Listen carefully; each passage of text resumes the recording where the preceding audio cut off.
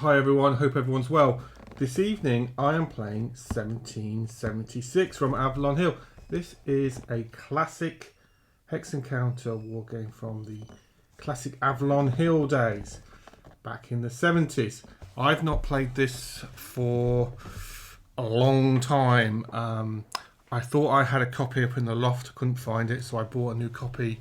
Well, it's a used copy, obviously, from someone from Board Game Geek. This is an excellent copy. So I thought I'd play it. I've been reading a lot about the American War of Revolution or the American War of Independence and wanted to get this back onto the table. It has, I can't remember how last time I played this game.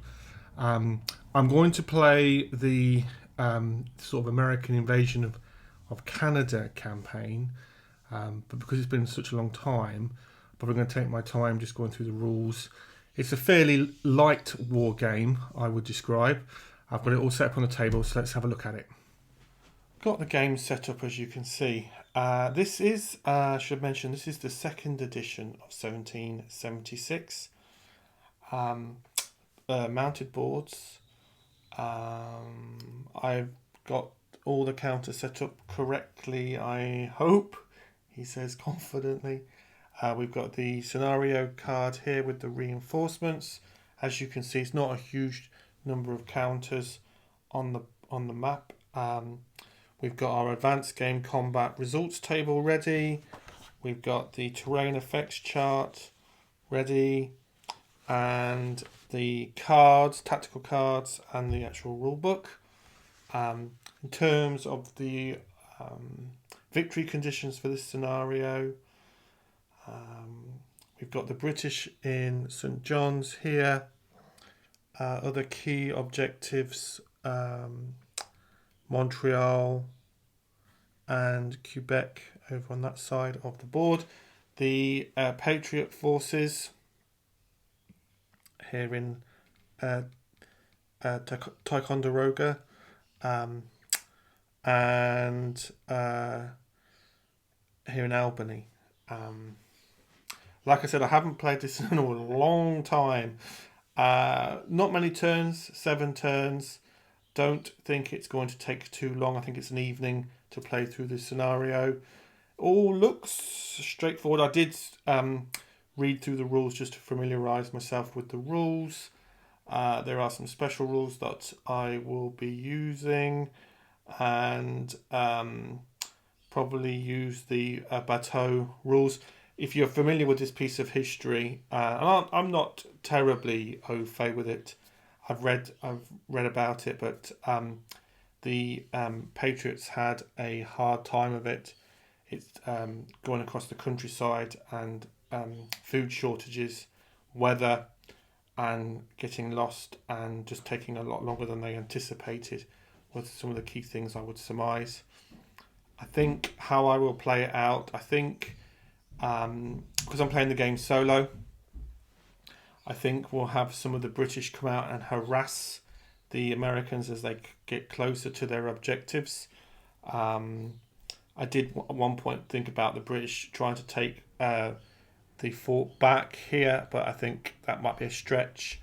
That's certainly not the objective.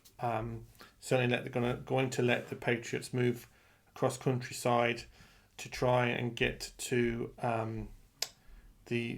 take their objectives.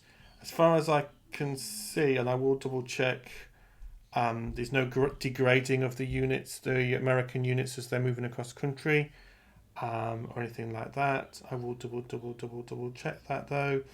Looking forward to playing through this scenario. It's really interesting when you play an older game, an old Avalon Hill and SPI game. It does bring back a lot of nostalgia, I would say, for this period of wargaming history, just the history of wargaming itself. So looking forward to even just opening the box and using the mounted maps, for example. Looking forward to getting stuck into this. At the end of the second turn, the Patriots have been able to make their way across country and have laid siege to the British here at St. John's, and in laying siege, they do have artillery pieces that they've dragged across the countryside, cursing broken hands and fingers, I'm sure. It was quite an ordeal from what I've read about dragging the artillery across that country. They have been able to lay siege and have inflicted enough casualties, especially on the British militia that were holding in that fort. The British are still there though, so they've still got some work to do. The British in turn are reinforcing this hex over here at Quebec in anticipation, and the Americans are they've got some other militia that have come from Fort Weston across country to come and to aid their need. And they haven't been, this is not a rule by the way, they haven't been able to raise any extra militia, which I know was their aim in the in Canada, sorry. So they haven't been able to do that. Maybe I'll home rule that and see. But certainly for tonight's play, that's not going to be the case. So the Americans have still got plenty to work for. They do have to take this. They're firmly fixed on taking this hex here.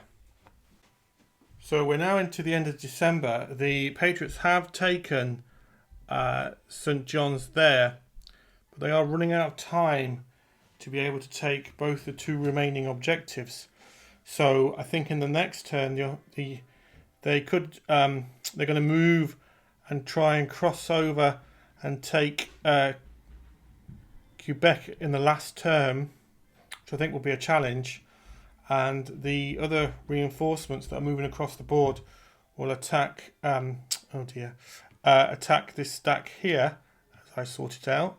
The hexes, and it illustrates the point. The hexes in this game are quite small. Montreal. So quite a lot for the Patriots to do to win by the scenario conditions. Anyway, the British were able to hold on to St. John's maybe one turn longer than the Patriots would have liked, 1 month extra than the Patriots would have liked, really. So the Patriots got some unbelievable die rolling and have been able to inflict some serious casualties on Montreal there. And this stack of Patriots here moving across country. Now the British, in anticipation of this, have moved out some militia to just hold them back and slow them down so that they can't make an assault on the last objective here. Plus the Americans have got some other militia moving across the board here. So we've got 2 more turns to see if the Patriots can take this objective here at Montreal and see what damage they can cause on Quebec.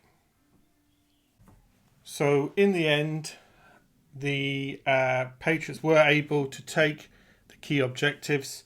Some very lucky die roll for them, some unlucky die roll for the from the British point of view, and the Patriots were able to take all the objectives and win the scenario. And by all accounts of the reading that I have done, from what I remember, just deserved to the Patriots. The environment was very harsh. They endured many hardships on their campaign into Canada. They may not have got all the support from what they were hoping from to raise Canadian militia, maybe, but certainly in the game, were able to take the key objectives. And a very fun, enjoyable wargaming evening. It's great to get these old games out onto the table and play them from time to time. Of course, we all love new war games and current war games and new release war games, etc. But it is really satisfying getting an older game out, especially one with a rich heritage like 1776 from Avalon Hill, and all the other Avalon Hill games for that matter, and of course SPI games, etc. I have covered a few of these older games on my channel, and always enjoy getting an old game out and just reliving. By modern standards, this is a very straightforward. The fidelity of the artwork and the counters is very functional. but it's a certain nostalgia, I think. And it's good as enthusiasts of the hobby just to remember where all these Hex Encounter games started. Let's not forget that. It is a rich part of our hobby. So really enjoyed that. I'm not entirely sure I got every single rule right. It doesn't matter. Playing the game solo, I had fun. And that is all that matters at the end of the day. And I will sometimes bend the rules a little bit to fit the more interesting narrative, especially when playing solo. I love this period of history, the American Revolution, War of Independence. One of my favourite pieces of history. So really enjoy getting this to the table and playing this evening. There are other scenarios, and I may well be playing through all the scenarios over time and doing some more videos. But that was great. I absolutely loved it. I think part of it is the fact you're playing an older game and just remembering these boards and counters and so forth. It does take you back if you've played these games before. If you've never played old Avalon Hill games before, but are really interested, I think this one's a great one to pick up.